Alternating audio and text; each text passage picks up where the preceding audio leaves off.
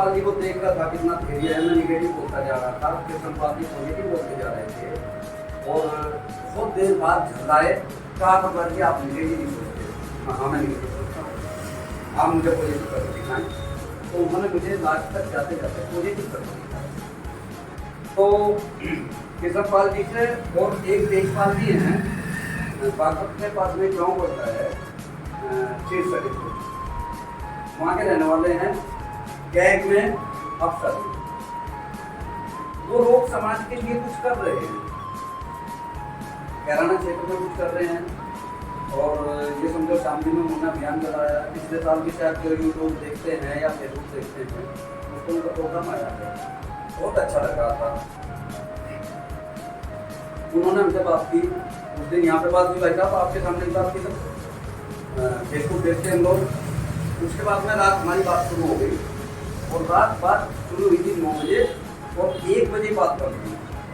तो उन्होंने मुझे कॉन्फ्रेंस पर लिया, उधर से तेजपाल जी को कॉन्फ्रेंस पर लिया और हमारी बहुत लंबी बात हुई। तो बहुत लंबी बात का निष्कर्ष ये निकला कि भाई हम लोग तो सफल हो गए, समाज के काफ़ी लोग असफल हो गए। उसका कारण क्या है? रिजर्वेशन पर भी हमारी बात हुई, सारी बात हुई। तो लास्ट में मैंने जाके ये कहा, उनका यार भाई साहब आप ये बताइए, हम रिजर्वेशन मांग रहे हैं, हम लोग रिजर्वेशन के लिए लड़ते हैं।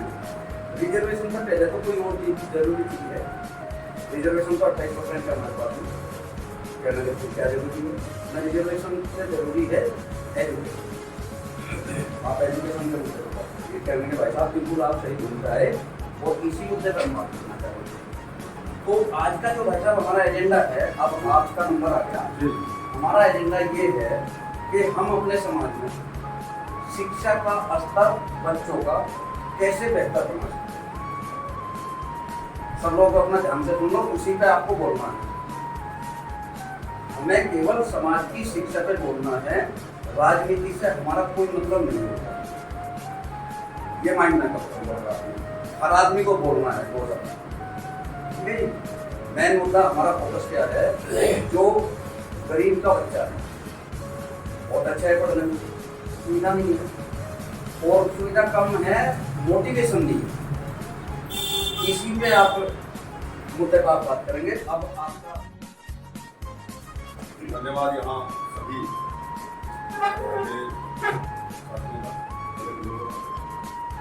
और सबसे बाद धन्यवाद हम करेंगे हमारे नेहरू जी और मेरे पास उनका, इसलिए कि उनके अंदर भावनाएं हैं समाज को एक करने की, समाज का विकास करने की, समाज के प्रत्येक व्यक्ति का ध्यान करने की उनके अंदर भावनाएं हैं। उन भावनाओं को हमने हवा देनी है, उन भावनाओं को हमने साकार करना है।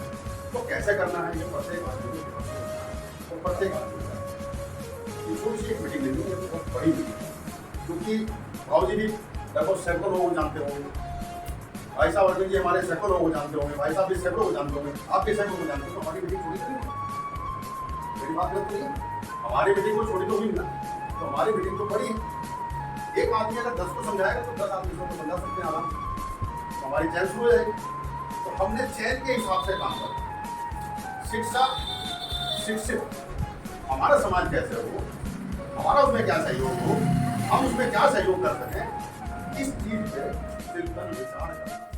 हमारे पास अभी कोई प्रॉपर्टी नहीं है, तो हम सबसे पहले एक ऐसा स्थान चुन लें कि जहाँ जो हमारे पोस्ट ग्रेजुएट बच्चे हैं उनको टीचर बनाया जाए और एक वहाँ कोचिंग सेंटर खोला आ गई। तो साथियों हमारी बात महसूस हुई,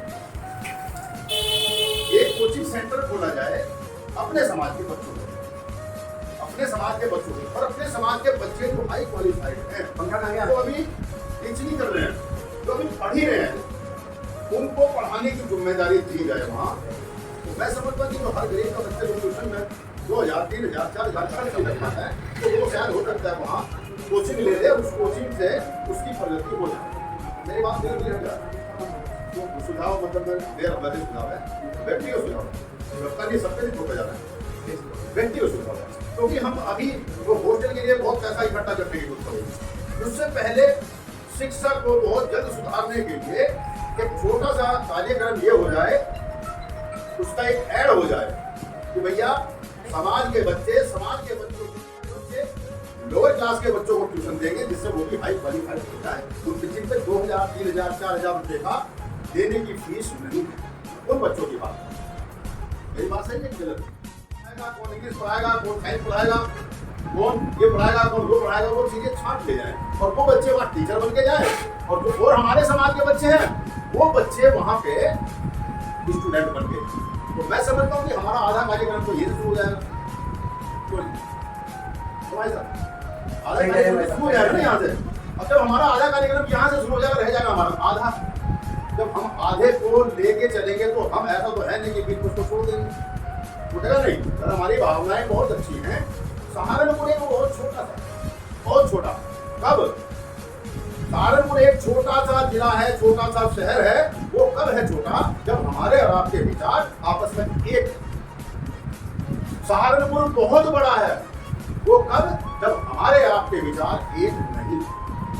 हम कहीं नहीं मिल सकते, एक कमरे में नहीं मिल सकते। हाँ, अगर हमारे विचार आपस में मिलते हैं तो सहारनपुर नहीं पूरी दुनिया हमारे लिए छोटी है। हम कहीं भी मिल सकते। ये बात समझ आ रही ना?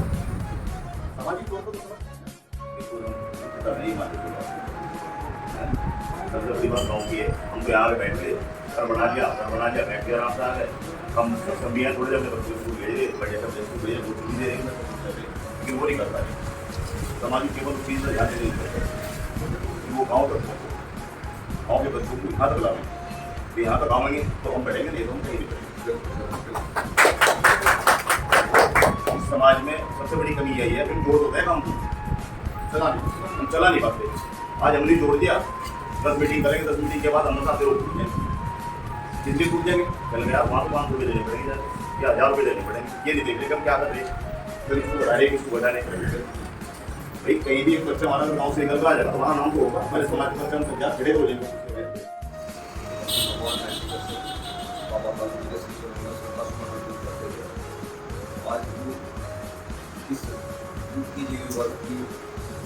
इस सभा का अध्यक्षता कर रहे आदरणीय अध्यक्ष जी, उपाध्यक्ष और महासचिव सब। और मैं धन्यवाद करना चाहता हूँ आदरणीय जयपाल जी का। जयपाल कश्यप जी ने मुझे यहाँ आपके बीच में वेल एजुकेटेड सोसाइटी के बीच में बोलने का अवसर दिया, इसके लिए मैं भाई जयपाल जी को दिल की गहराई से धन्यवाद करता हूँ। और साथ ही साथ आदरणीय जय भगवान कश्यप जी को विशेष धन्यवाद देना चाहता हूँ कि उन्होंने इस मुहिम को स्टार्ट करने में जो पहला कदम उठाया वो वास्तव में सराहनीय है।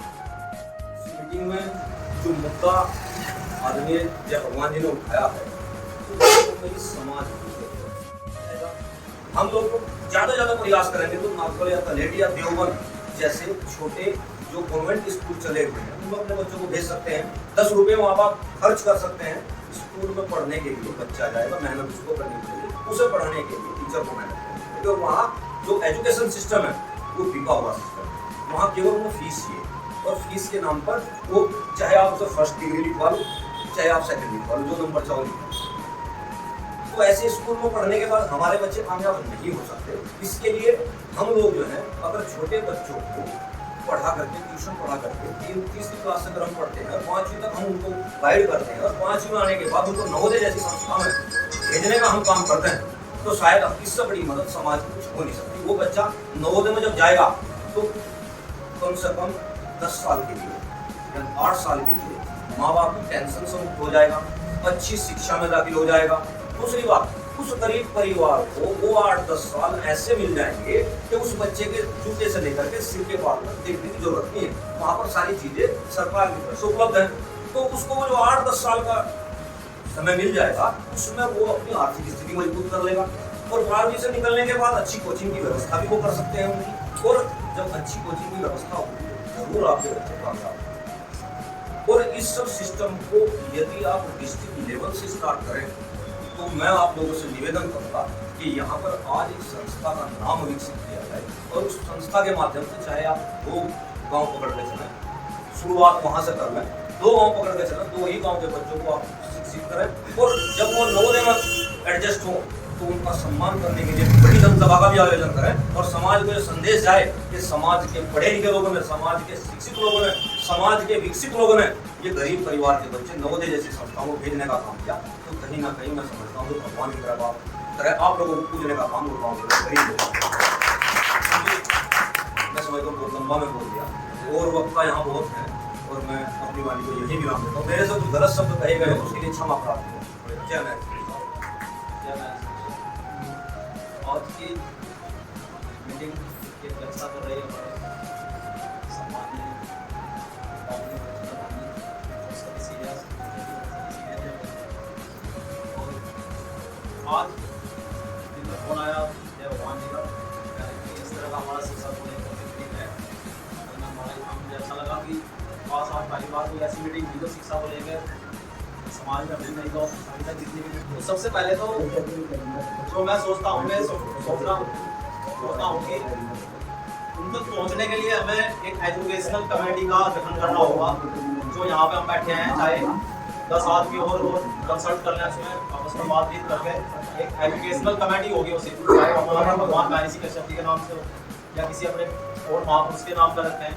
कम से कम एक सिंबल भी आता है समाज की तरफ से कि वो जो उनकी कमेटी उनके नाम से कमेटी चली है। लेकिन सबसे पहले एक एजुकेशनल कमेटी बनाई और उस कमेटी में सबसे पहले तो सक्षम लोग ही होंगे, चाहे वो व्यापार से संबंधित हो चाहे अपना नौकरी पेशे से संबंधित हो, क्योंकि उसे चलाने के लिए सबसे पहले एक जो है आर्थिक स्थिति जिन लोगों की सही है एक कम से कम मंथली या जिसका जो योगदान है उस हिसाब से उसमें सहयोग जब करेगा तो हम उन लोगों की मेन, क्योंकि हमारा टारगेट है एजुकेशन, उन लोगों का स्तर सुधारना जो बेचारे सक्षम नहीं है और मैक्सिमम 70% लोग गाँव देहात में हमारे ऐसे ही है।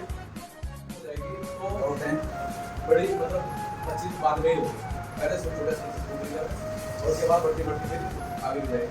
और मैं आपको आगे ना तो बातें नहीं 30 से लेकर 5 तक के बच्चों को बोलते और जो बच्चे आज हमारे ऊपर जो सर्विस के लिए जो कर रहे हैं उनके तैयारी कर रहे हैं उनके लिए दो तरह से स्टार्ट की है और ऐसे बच्चों को दिमाग में लाया जो बच्चों को तैयारी कर सबसे जरूरी है एक्टिव आदमी ठीक है नहीं एक्टिव आदमी से हमारे संदीप भाई मेरा आज उनका फोन आया था आपको फोन आया था ना जब मैंने कहा संदीप भाई हमारे बहुत एक्टिव हैं फिर मैं हम आज तक टाइम कभी नहीं दे सकते जितना वो टाइम मान नहीं देते संदीप भाई तक वो नहीं दे सकते इस मौके के बाद फिर भी लोगों का एक्टिव होने के बाद आज तक कोई नहीं।